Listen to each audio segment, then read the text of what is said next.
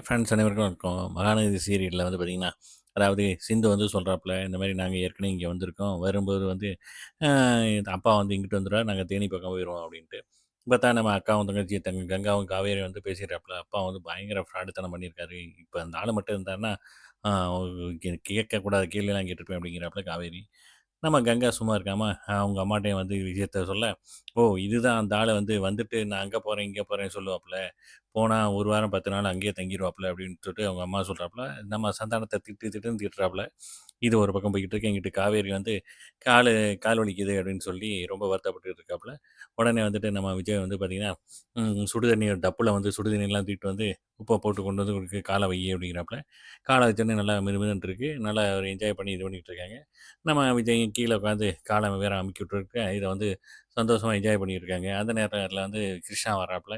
என்ன ஏதுன்ட்டு விசாரிக்கிறாப்புல. இந்த மாரி ஒரு பங்கு அவன் குடுக்குறோம் வாங்கிட்டு போங்க அப்படிங்கிறாப்புல. அதெல்லாம் முடியாது. சரி வாரி போடுங்க அப்படிங்கிறாப்புல.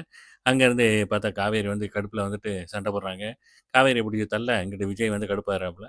அதோட அங்க முடியுதுங்க. பார்க்கலாம் நாளைக்கு எப்படி இருக்குன்ட்டு.